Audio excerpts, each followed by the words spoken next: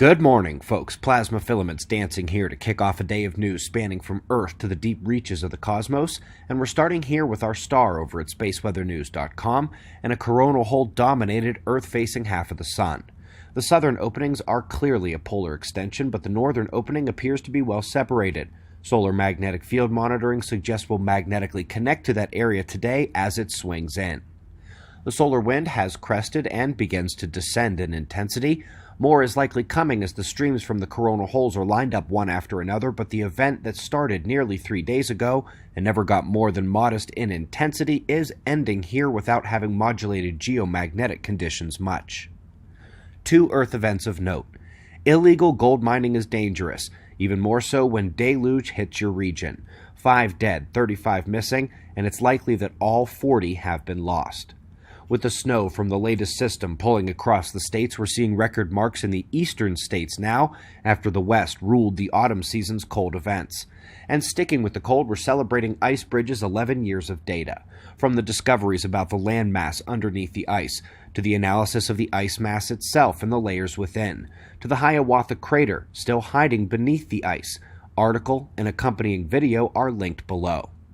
We're moving on to the planets, and when it comes to planets that used to look like this, many people think Mars. It had oceans and volcanoes, but they say Venus is worth looking at in this way as well.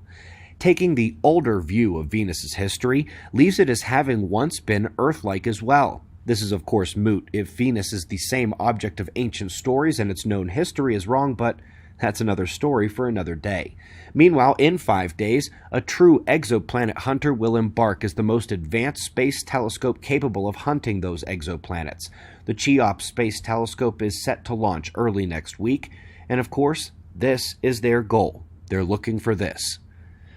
Oof, well folks, this had to happen sometime. Feels like all the best scientists in the world were needed on this one paper, an array of top organizations represented by these scientists. It's astounding, actually, and again, it was needed for the grandest search ever for dark matter using the most sophisticated current observational techniques of the heavens.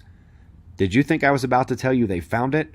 Nope, 100% non-observation.